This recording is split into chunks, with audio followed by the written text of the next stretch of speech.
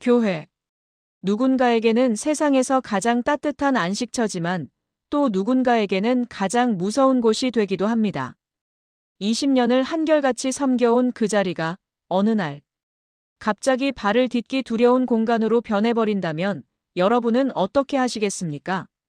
사람들의 시선이 칼날처럼 느껴지고 뒤에서 들려오는 작은 속삭임조차 내 이야기 같아서 숨이 막힌다면요.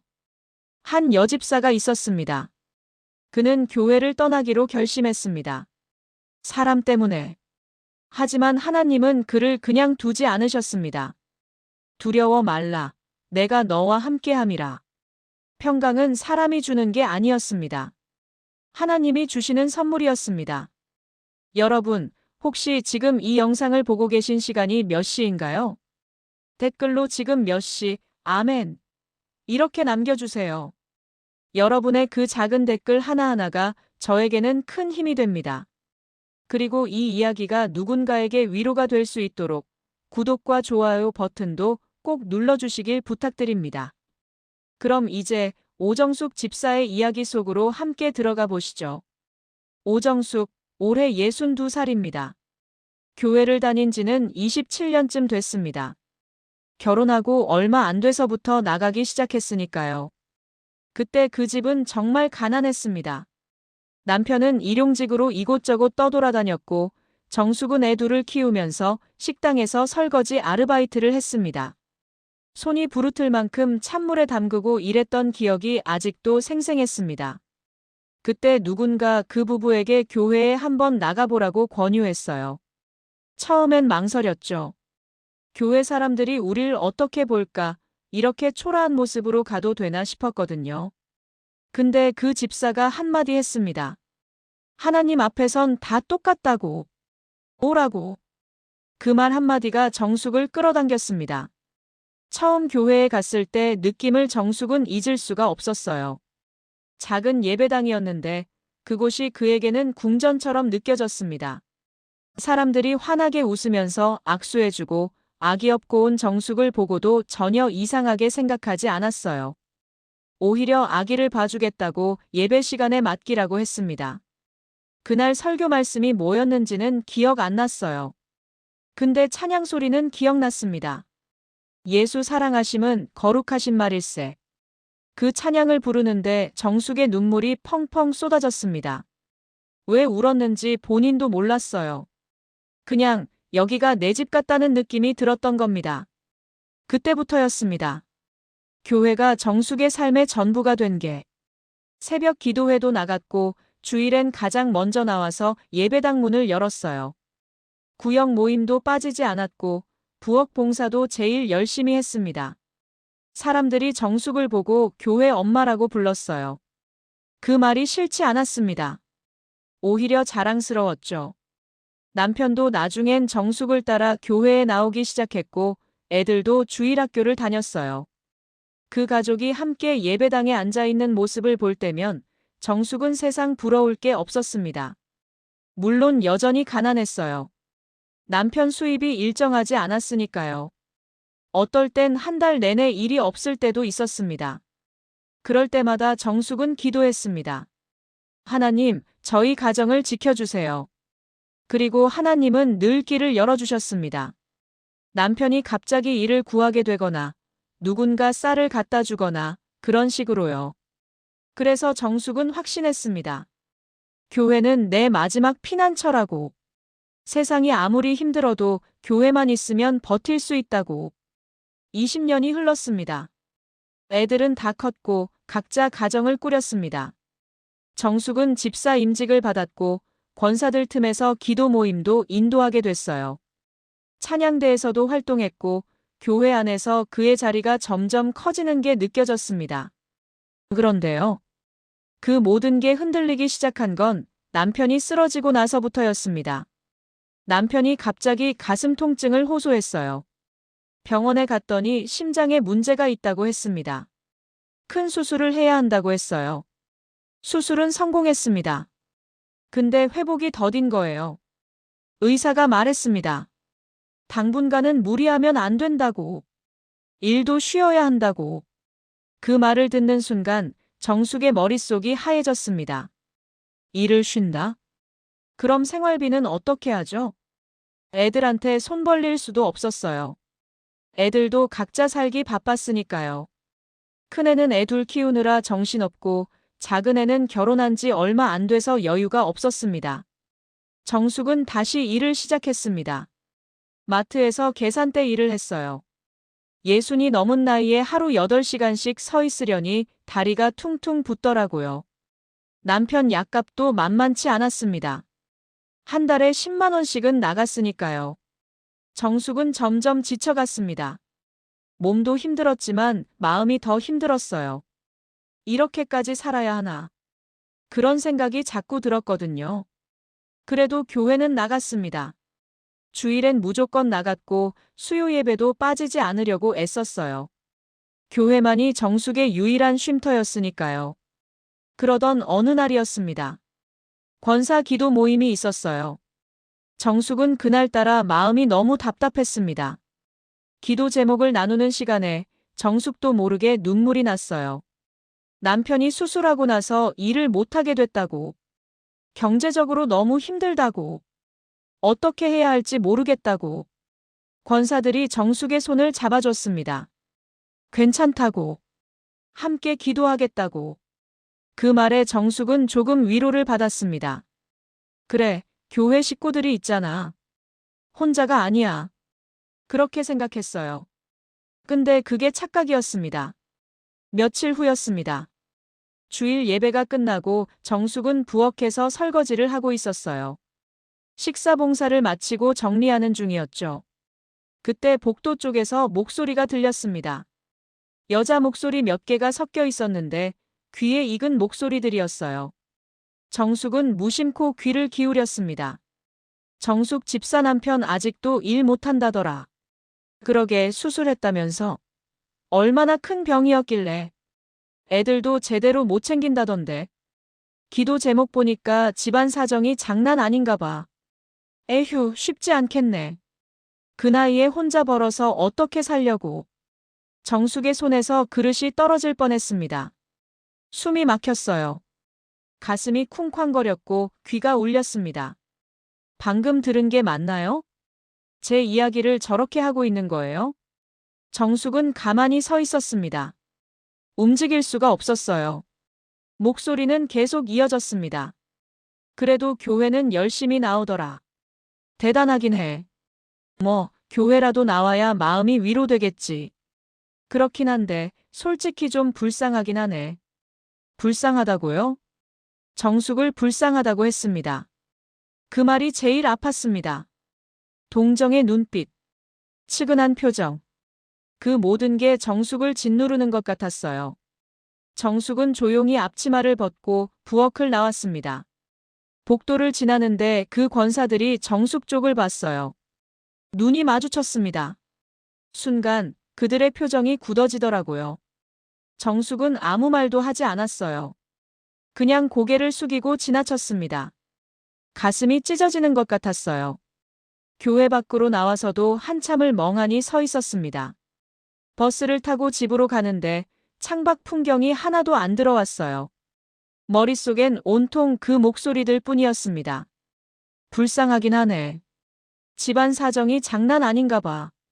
그 나이에 혼자 벌어서 어떻게 살려고. 집에 들어오자마자 정숙은 방문을 닫고 베개에 얼굴을 묻었습니다. 그리고 소리 없이 울었어요. 왜 그랬을까요? 왜 기도 제목을 나눴을까요? 왜 제 속을 드러냈을까요? 교회 사람들이 알게 되면 결국 이렇게 되는 거였어요. 가십거리가 되는 거였어요. 정숙은 그날 밤 잠을 이룰 수가 없었습니다. 남편이 옆에서 코를 골며 자고 있었지만 정숙의 머릿속은 계속 돌아갔어요. 교회에 가고 싶지 않았습니다. 사람들 얼굴을 보고 싶지 않았어요. 27년을 다닌 그곳이 하루아침에 두려운 공간으로 변해버렸습니다. 그 주간이 지나가는 동안 정숙은 교회에 나가지 않았습니다. 수요 예배도 빠졌고 금요 기도 모임도 나가지 않았어요. 핑계를 댔습니다. 몸이 안 좋다고. 감기 기운이 있다고. 사실은 몸이 아픈 게 아니었습니다. 마음이 아팠어요. 주일이 다가왔습니다. 정숙은 고민했어요. 나가야 할까 말까? 남편이 물었습니다. 오늘 교회 안 나가냐고. 정숙은 대답했습니다. 몸이 좀 안 좋아서 쉬겠다고. 남편은 그러냐며 혼자 나갔습니다. 정숙은 혼자 집에 남았어요. 텅 빈 집, 텅 빈 마음. 예배 시간이 되자 정숙은 핸드폰으로 온라인 예배를 틀었습니다. 화면 속에서 찬양이 흘러나왔어요. 근데 이상했습니다. 화면 속 예배당이 정숙에게는 너무 멀게 느껴졌어요. 마치 내가 속하지 않은 곳처럼. 설교 말씀이 시작됐지만 정숙은 집중할 수가 없었습니다. 머릿속엔 자꾸 그 목소리들이 맴돌았거든요. 불쌍하긴 하네. 집안 사정이 장난 아닌가 봐. 정숙은 핸드폰을 꺼버렸습니다. 그리고 소파에 누워 천장을 바라봤어요. 왜 이렇게 된 걸까요? 정숙은 아무 잘못도 하지 않았는데. 그냥 기도 제목을 나눴을 뿐인데. 그게 소문이 되고 가십거리가 되고 결국 정숙을 교회에서 밀어낸 거였습니다. 남편이 예배를 마치고 돌아왔어요. 정숙에게 물었습니다. 괜찮냐고. 많이 아프냐고. 정숙은 고개를 끄덕였습니다. 조금 쉬면 괜찮을 거라고. 하지만 정숙은 알고 있었습니다. 이건 쉰다고 나아지는 게 아니라는 걸. 그 주간 내내 정숙은 교회 사람들의 연락을 피했습니다. 권사 한 분이 전화를 걸어왔어요. 정숙은 받지 않았습니다. 문자가 왔습니다. 집사님, 괜찮으세요? 요즘 안 보이셔서 걱정됩니다. 정숙은 답장을 보냈습니다. 네, 괜찮아요. 몸이 좀 안 좋아서 쉬고 있어요. 그게 전부였습니다. 정숙은 더 이상 마음을 열고 싶지 않았어요. 어차피 말해봤자 또 소문이 될 테니까. 며칠이 더 지났습니다. 정숙은 주일에도 교회에 나가지 않았어요. 남편이 이상하게 생각하기 시작했습니다. 당신 요즘 왜 이래? 교회 왜 안 나가? 정숙은 대답했습니다. 그냥 좀 쉬고 싶어. 남편은 더 이상 묻지 않았어요. 하지만 정숙은 알고 있었습니다. 이대로 가다간 정말 교회를 떠나게 될 거라는 걸. 그런데 이상한 건 교회를 떠나고 싶으면서도 동시에 떠나고 싶지 않았다는 겁니다. 27년을 다닌 곳이에요. 그곳에서 정숙은 위로받았고 성장했고 섬겼습니다. 그런데 이제 그곳이 두렵다니. 사람들이 무섭다니. 정숙은 혼란스러웠습니다. 결국 정숙은 다시 교회에 나가기로 했습니다. 계속 빠질 수는 없었으니까요. 주일 아침, 정숙은 평소보다 훨씬 늦게 준비를 시작했어요. 예전 같으면 새벽같이 일어나서 교회에 제일 먼저 도착했을 텐데, 이제는 달랐습니다. 최대한 늦게 가고 싶었어요. 사람들과 마주치고 싶지 않았거든요. 예배 시작 10분 전에 교회에 도착했습니다. 정숙은 예배당 뒷문으로 들어갔어요. 평소에는 앞쪽 자리에 앉았는데 이날은 맨 뒷줄 구석에 앉았습니다. 사람들이 정숙을 쳐다봤어요. 오랜만이라고 어디 아팠냐고 그렇게 물어봤습니다. 정숙은 짧게 대답했어요. 네, 괜찮아요. 그게 전부였습니다. 예배가 시작됐습니다. 찬양이 울려 퍼졌지만 정숙의 입은 열리지 않았어요.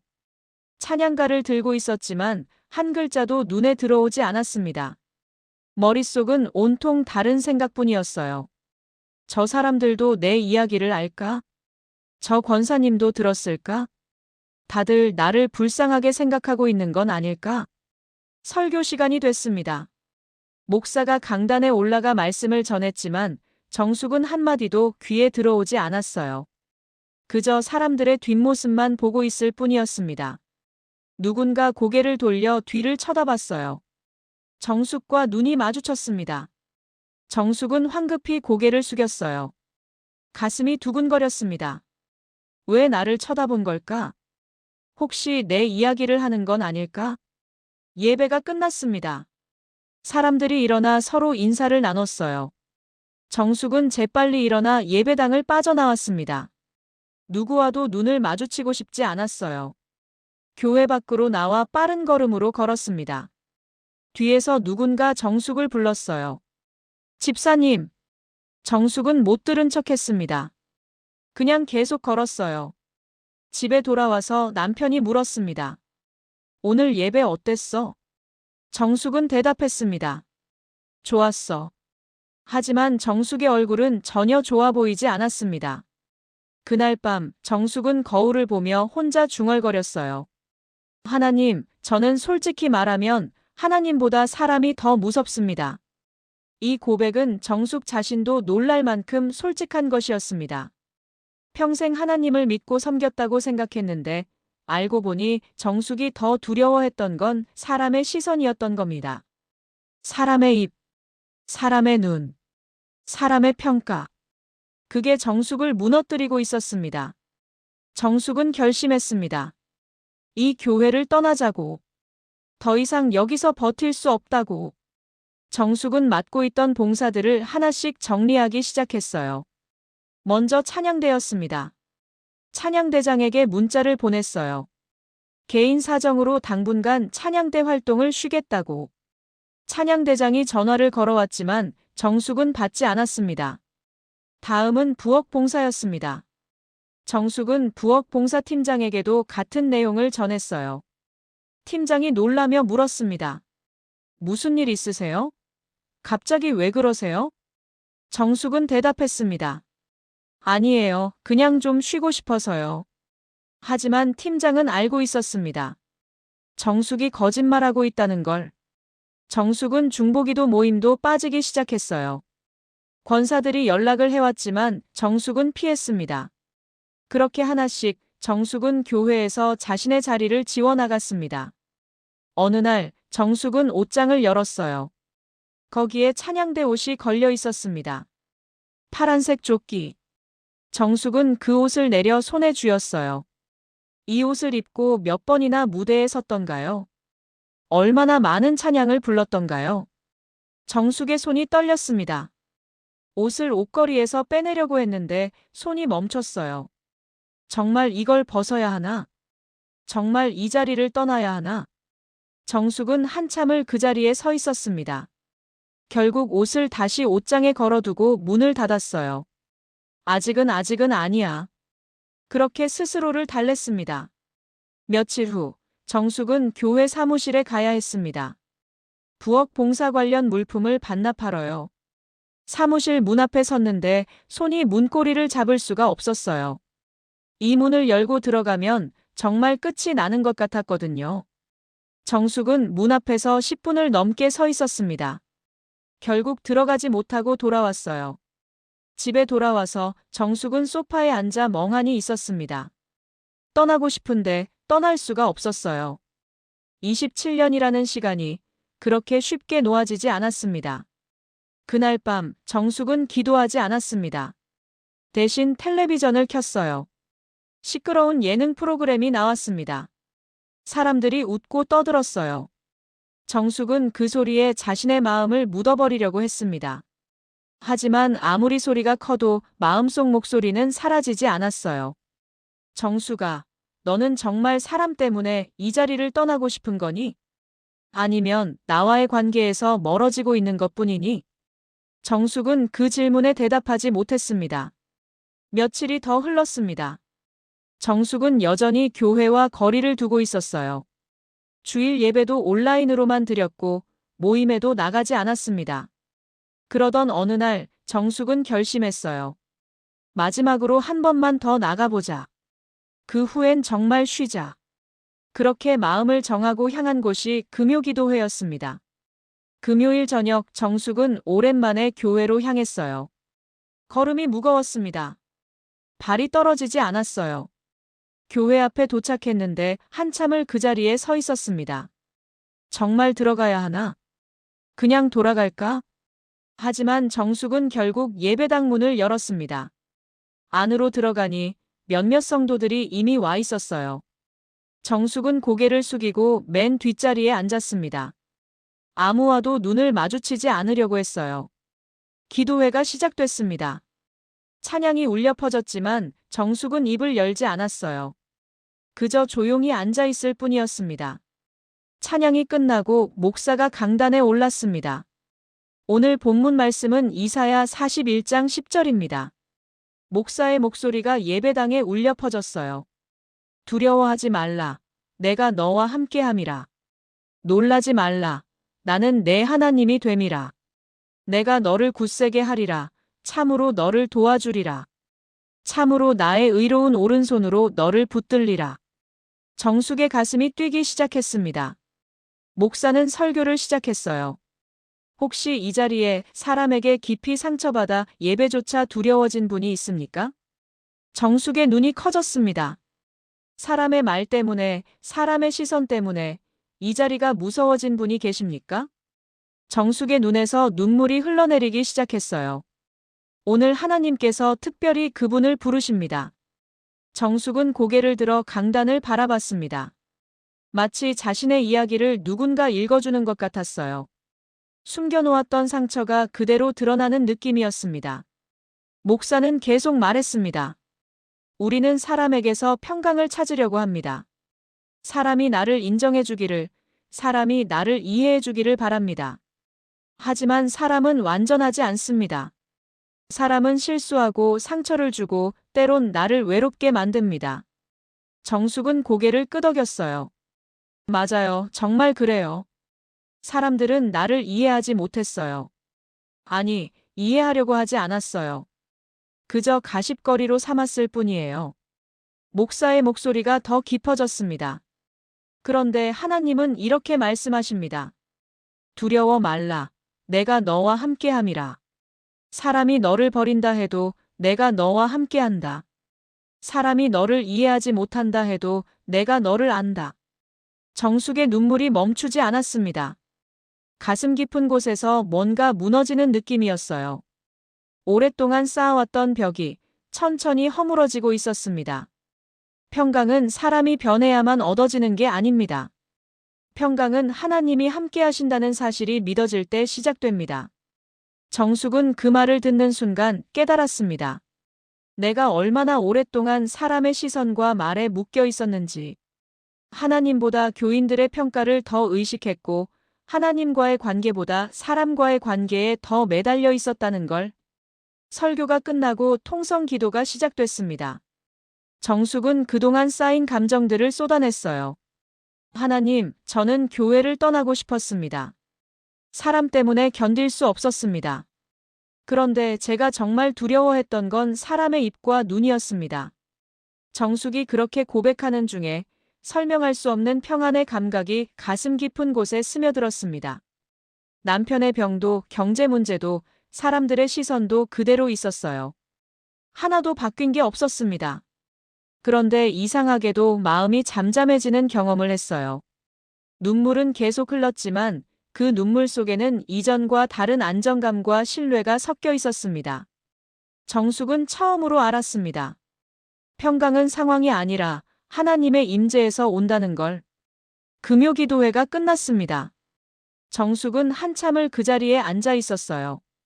다른 사람들은 하나둘 예배당을 나갔지만 정숙은 움직일 수가 없었습니다. 아니, 움직이고 싶지 않았어요. 이 평안한 느낌이 사라질까봐 두려웠거든요. 목사가 다가왔습니다. 집사님, 괜찮으세요? 정숙은 고개를 들어 목사를 바라봤어요. 눈물 자국이 가득한 얼굴로. 네, 목사님. 괜찮아요. 아니, 괜찮아지고 있어요. 목사는 잠시 정숙 옆에 앉았습니다. 하나님께서 오늘 집사님을 만나주셨나 봅니다. 정숙은 고개를 끄덕였어요. 네, 그런 것 같아요. 오랜만에 정말 오랜만에 평안을 느꼈어요. 목사는 조용히 말했습니다. 집사님, 사람은 불완전합니다. 저도 마찬가지고요. 우리 모두 부족한 사람들이에요. 그런데 하나님은 완전하십니다. 그분만이 진정한 평강을 주실 수 있어요. 정숙은 그 말을 가슴 깊이 새겼습니다. 집에 돌아오는 길, 정숙은 버스 창밖을 바라봤어요. 같은 풍경인데 이상하게 다르게 보였습니다. 며칠 전만 해도 모든 게 무겁고 답답했는데 지금은 조금 가벼워진 느낌이었어요. 집에 들어서자 남편이 물었습니다. 어디 갔다 와? 금요기도회 다녀왔어. 남편은 놀란 표정을 지었어요. 오랜만에 나갔네. 좀 어때? 정숙은 미소를 지었습니다. 응, 좋았어. 그날 밤 정숙은 오랜만에 깊은 잠을 잤어요. 악몽도 없었고 중간에 깨지도 않았습니다. 아침에 눈을 떴을 때 정숙은 느꼈어요. 뭔가 달라졌다는 걸. 남편의 병은 여전했습니다. 통장 잔고는 여전히 부족했어요. 교회 사람들도 여전히 그대로였습니다. 하지만 정숙의 마음은 달라져 있었어요. 전에는 상황이 바뀌어야 평안할 수 있다고 생각했는데 이제는 알았습니다. 평강은 상황이 아니라 하나님이 함께 하신다는 믿음에서 온다는 걸. 다음 주일 정숙은 다시 교회에 나갔습니다. 이번에는 일부러 늦게 가지 않았어요. 평소처럼 일찍 나갔습니다. 예배당에 들어서는데 몇몇 사람들이 정숙을 봤어요. 집사님, 오랜만이에요. 정숙은 웃으며 대답했습니다.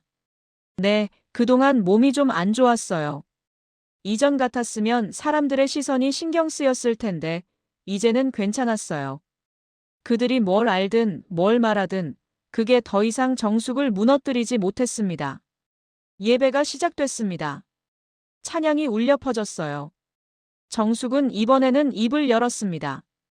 주 하나님 지으신 모든 세계, 내 마음속에 그리어볼 때. 목소리가 떨렸지만 정숙은 계속 불렀어요. 오랜만에 부르는 찬양이었습니다. 오랜만에 느끼는 감격이었어요. 설교 시간에 정숙은 집중해서 말씀을 들었습니다. 이전에는 사람들의 시선 때문에 말씀이 귀에 들어오지 않았는데 이제는 달랐어요. 하나님의 음성을 듣고 싶었습니다. 예배가 끝나고 정숙은 천천히 예배당을 나왔어요. 복도에서 권사 한 분과 마주쳤습니다. 예전에 정숙 이야기를 했던 그 권사였어요. 순간 정숙의 가슴이 철렁했습니다. 하지만 도망가지 않았어요. 그냥 서 있었습니다. 권사가 먼저 말을 걸었어요. 집사님, 그동안 어디 아프셨어요? 걱정했어요. 정숙은 잠시 망설였습니다. 예전 같았으면 화가 났을 거예요. 걱정은 무슨, 뒤에서 내 이야기하면서. 하지만 이제는 달랐습니다. 네, 좀 그랬어요. 이제 괜찮아요. 권사는 미안한 표정을 지었어요. 정숙은 그 표정을 봤습니다. 그리고 깨달았어요. 이 사람도 나처럼 부족한 사람이구나. 이 사람도 나처럼 실수하는 사람이구나. 정숙은 작은 미소를 지으며 말했습니다. 권사님도 건강 조심하세요. 그리고 천천히 걸어갔어요. 뒤돌아보지 않았습니다. 마음이 편했어요. 집에 돌아와서 정숙은 거울을 봤습니다. 얼굴이 예전보다 밝아 보였어요. 주름은 여전했지만 표정이 달라져 있었습니다. 정숙은 혼잣말처럼 중얼거렸어요. 평강은 사람이 주는 게 아니야. 하나님이 주시는 거야. 그 말을 되뇌며 정숙은 부엌으로 갔습니다. 저녁 준비를 하면서도 마음은 가벼웠어요. 예전처럼 무겁지 않았습니다. 며칠이 지났습니다. 정숙은 다시 교회 생활을 시작했어요. 찬양대는 아직 돌아가지 않았지만 주일 예배는 빠지지 않았습니다. 수요 예배도 나가기 시작했어요. 그러던 어느 주일 예배가 끝나고 정숙은 복도를 지나가고 있었습니다. 그때 누군가 정숙을 불렀어요. 집사님. 정숙이 돌아봤습니다. 예전에 정숙 이야기를 했던 그 권사가 서 있었어요. 두 사람의 눈이 마주쳤습니다. 권사는 조심스럽게 말했습니다. 집사님, 잠깐 시간 있으세요? 이야기 좀 나눴으면 해서요. 정숙의 심장이 빠르게 뛰었습니다. 무슨 이야기를 하려는 걸까? 또 뭔가 물어보려는 건 아닐까? 하지만 정숙은 거절하지 않았어요. 네, 괜찮아요. 두 사람은 조용한 교육실로 들어갔습니다. 문을 닫고 마주 앉았어요. 잠시 침묵이 흘렀습니다. 권사가 먼저 입을 열었습니다. 집사님, 저 사과하고 싶어요. 정숙은 권사를 바라봤어요. 권사의 눈에 눈물이 맺혀 있었습니다. 그때 집사님 이야기를 제가 했었잖아요. 정말 미안해요. 제가 정말 잘못했어요. 정숙은 아무 말도 하지 않았습니다. 그냥 들었어요. 권사는 계속 말했습니다. 사실은 저도 집안 문제 때문에 너무 힘들었어요. 남편이 사업에 실패해서 빚이 많이 생겼거든요. 저는 그게 너무 창피하고 두려웠어요. 그래서 다른 사람 얘기를 하면서 제 불안을 잊어보려고 했던 것 같아요. 권사는 손으로 얼굴을 가렸습니다. 정말 비겁했어요. 저도 힘든데 남도 힘든 걸 보면서 위로받으려고 했던 거예요. 너무 부끄러워요. 정숙은 권사를 바라봤습니다. 그 순간 이상한 감정이 밀려왔어요. 분노가 아니었습니다. 오히려 연민이었어요. 아, 이 사람도 나처럼 아팠구나. 이 사람도 나처럼 두려워하고 있었구나. 정숙은 천천히 입을 열었습니다. 저도 그때 너무 힘들었어요. 권사님 말 들었을 때 정말 가슴이 찢어지는 것 같았어요. 권사는 고개를 숙였습니다. 정말 죄송해요. 정숙은 한숨을 깊게 내쉬었어요. 근데요, 권사님. 저도 알았어요. 저도 누군가에게 그랬을 수 있다는 걸요. 권사가 고개를 들었습니다. 정숙은 계속 말했습니다. 우리 다 부족한 사람이잖아요. 다 실수하고 다 상처 주고받고 완벽한 사람은 없어요. 권사의 눈에서 눈물이 흘러내렸습니다. 정숙도 눈시울이 붉어졌어요. 권사님, 저도 용서해 주세요. 그동안 권사님을 원망했어요. 미워했어요. 아니에요, 집사님. 제가 잘못한 거예요. 아니에요. 저도 잘못했어요. 저도 하나님보다 사람을 더 의식하고 살았어요. 두 사람은 서로를 바라봤습니다. 그리고 동시에 눈물을 흘렸어요. 상처와 상처가 마주서서 서로를 이해하기 시작하는 순간이었습니다. 정숙은 권사의 손을 잡았어요. 권사님, 우리 다시 시작해요. 권사도 정숙의 손을 꽉 잡았습니다. 네, 집사님. 정말 감사해요. 두 사람은 한참을 그렇게 앉아 있었습니다. 말없이 손만 잡고. 교육실 창문 밖으로 햇살이 들어왔어요. 따뜻한 빛이 두 사람을 감싸고 있었습니다. 그날 이후 정숙과 그 권사는 조금씩 가까워지기 시작했어요. 완전히 친해진 건 아니었지만 예전처럼 서먹하지는 않았습니다. 무엇보다 중요한 건 정숙이 더 이상 그 권사를 피하지 않게 됐다는 거예요. 마주쳐도 괜찮았고 인사해도 괜찮았습니다. 정숙은 깨달았어요.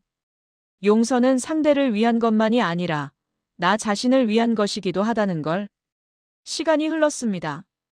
정숙은 이제 교회를 떠나겠다는 생각을 완전히 내려놓았어요. 대신 새로운 마음으로 교회를 섬기기 시작했습니다.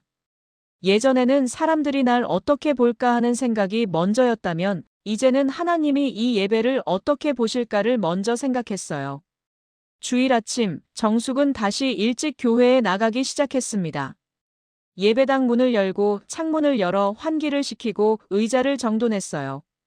예전과 같은 행동이었지만 마음은 완전히 달랐습니다. 사람들이 알아주길 바라지 않았어요. 그냥 하나님께 드리는 마음으로 했습니다. 어느 날 한 집사가 정숙에게 다가왔어요. 정숙 집사님, 요즘 표정이 많이 밝아지셨어요. 정숙은 웃으며 대답했습니다. 그래요? 하나님께서 은혜 주셨어요. 집사는 조심스럽게 말했습니다. 사실 저도 요즘 교회 나오기가 힘들었어요. 사람들 때문에요. 정숙은 그 집사를 바라봤습니다. 집사는 계속 말했어요. 제 기도 제목이 교회에 알려지고 나서 사람들이 저를 이상하게 쳐다보는 것 같았어요.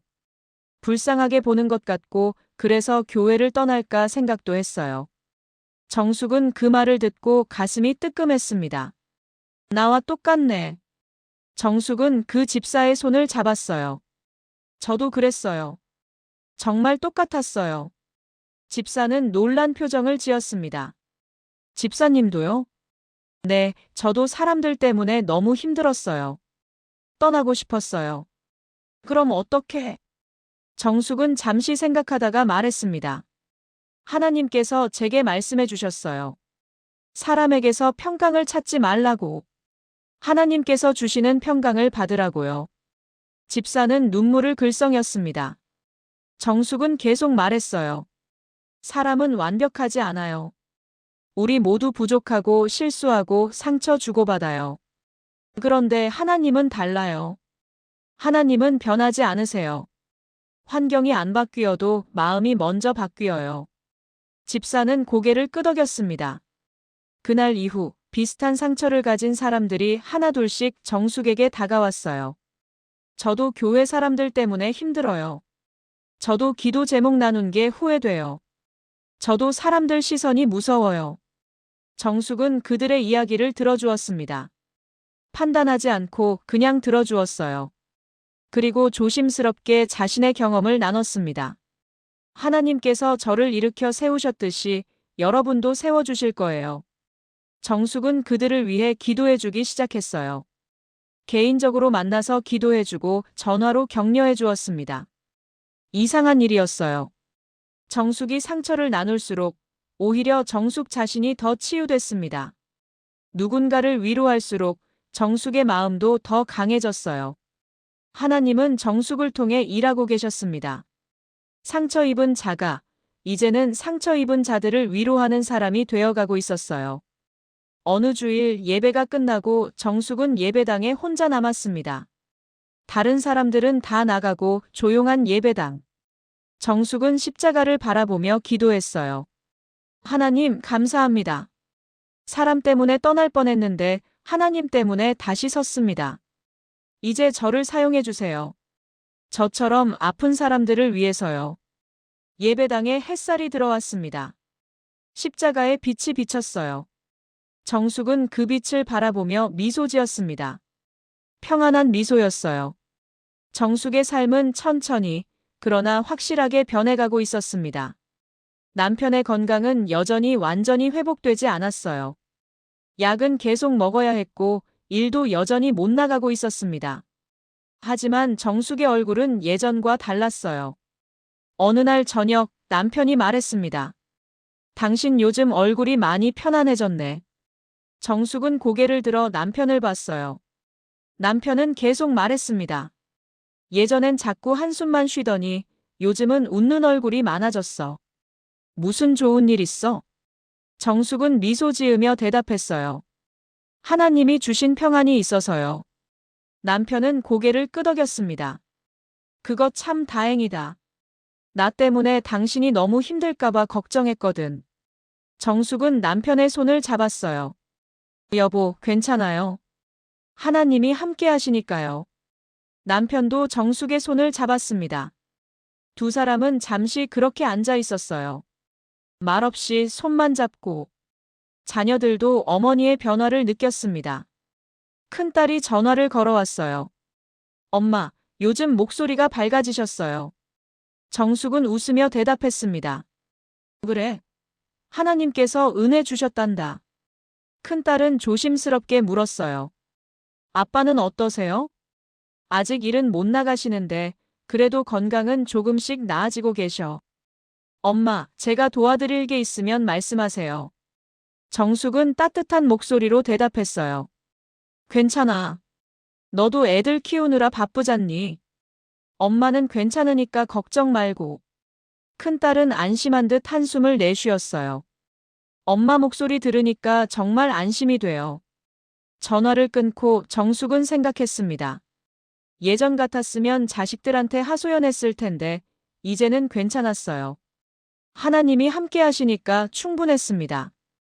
교회에서도 정숙의 역할이 조금씩 커지고 있었어요.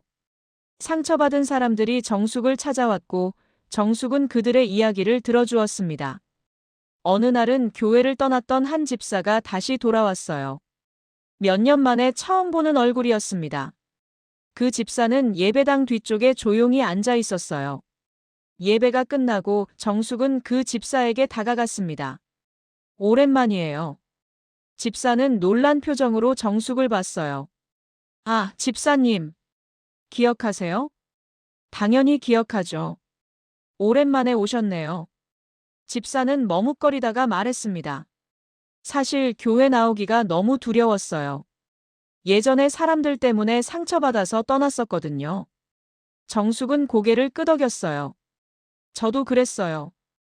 떠나고 싶었어요. 집사는 놀란 표정을 지었습니다. 집사님도요? 네, 저도요.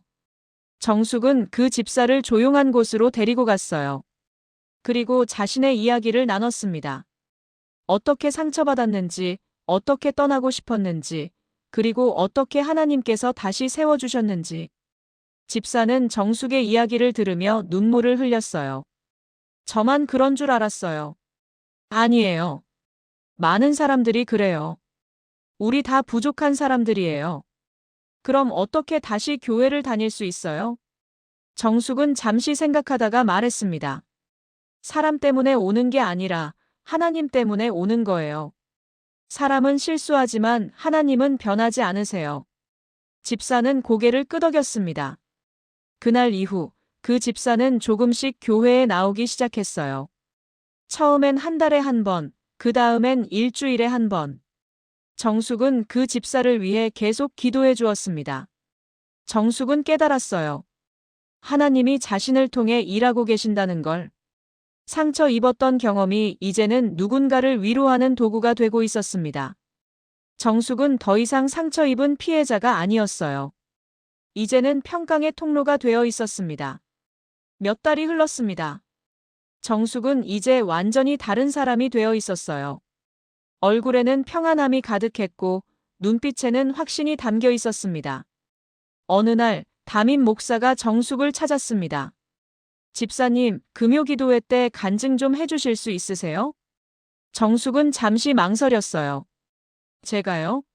제가 무슨 간증을? 목사는 미소 지으며 말했습니다. 집사님의 이야기가 많은 사람들에게 위로가 될 것 같아요. 사람 때문에 힘들어하는 분들이 많거든요. 정숙은 한참을 생각했습니다. 그리고 고개를 끄덕였어요. 알겠습니다.